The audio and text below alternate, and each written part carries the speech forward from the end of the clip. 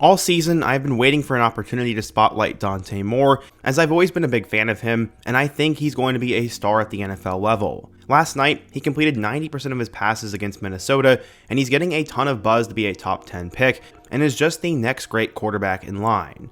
But his story goes way deeper than this. He was offered in 7th grade by Coach Jim Harbaugh at Michigan, was seen as a high school prodigy and 5-star recruit, and now is being coined potentially QB1 of the 2026 NFL Draft.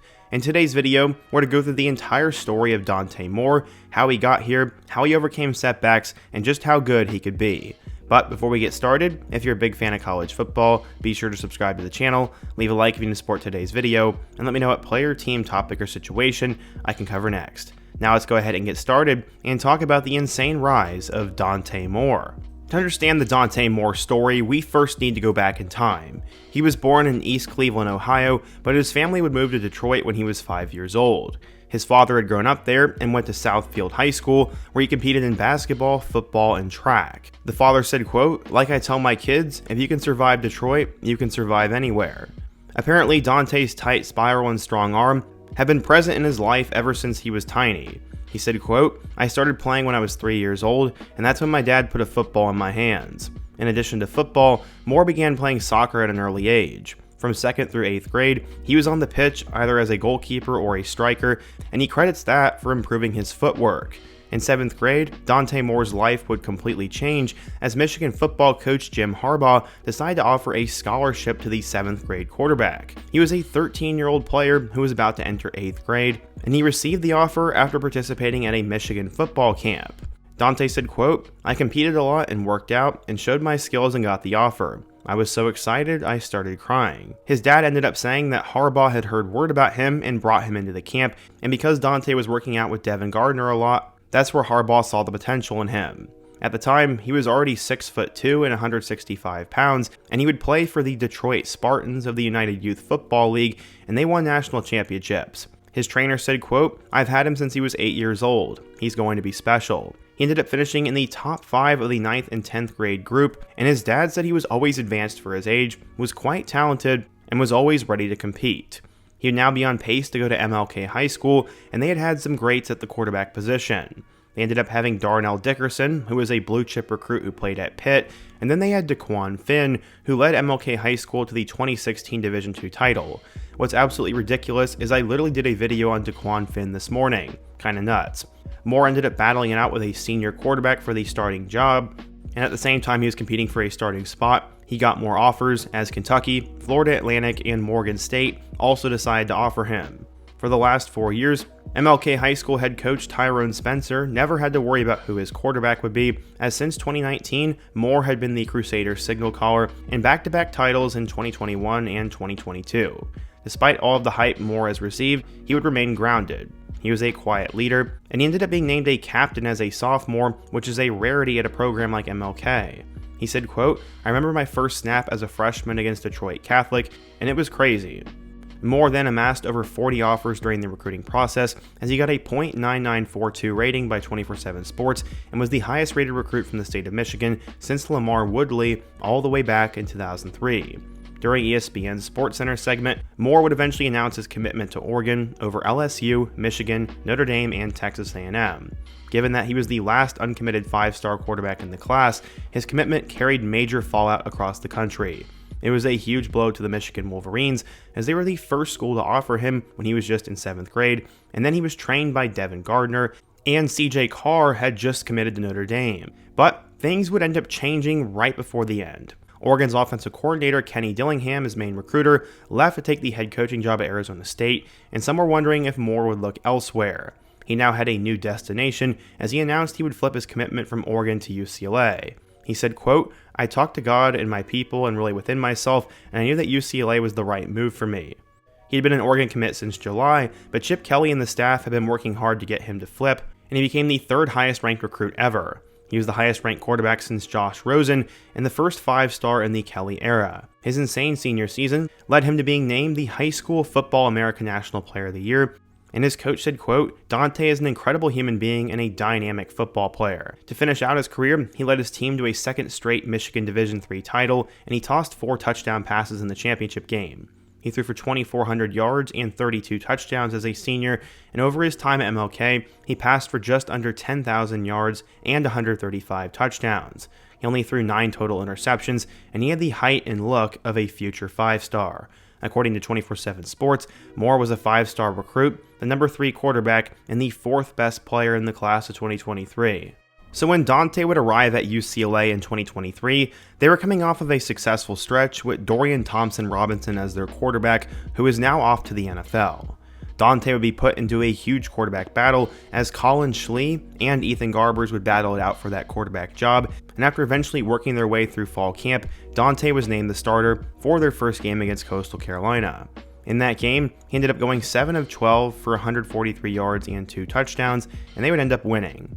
He then actually played really well against San Diego State, throwing for 290 yards and 3 touchdowns, and then after 2 touchdowns against NC Central, it looked like Moore was going to have a fantastic freshman year. But then he began to struggle. He didn't play well in a loss to Utah, had 2 picks against Washington State, and then 3 picks against Oregon State. By then, he was eventually benched and was pretty much relegated to backup for the rest of the year, besides getting an opportunity to start against Cal, where he threw for 2 more interceptions. In total, during his freshman year, Dante would pass for 1,600 yards, 11 touchdowns, and 9 interceptions, and really struggled against decent competition. Things would not go smoothly for him, but there was something going on behind the scenes. His father said, quote, his mother had breast cancer at the same time he was starting, so it was a lot of mental breakdowns that he had to go through. At the end of the day, though, it built him up. He would decide for a change of scenery after his freshman year in a school that had a better chance of developing him. With Chip Kelly also going off to Ohio State, Dante would decide to transfer to Oregon for the 2024 season, and this sort of shocked a lot of people. He decided to come back to the Ducks, the place that he fell in love with the first time around. Moore said, quote, many people say there's many reasons why I left, but the real reason why is because Coach Dillingham left. You know, as a quarterback, your OC needs to be your best friend, and really at the end of the day, when they hired Coach Stein, I didn't know much of him.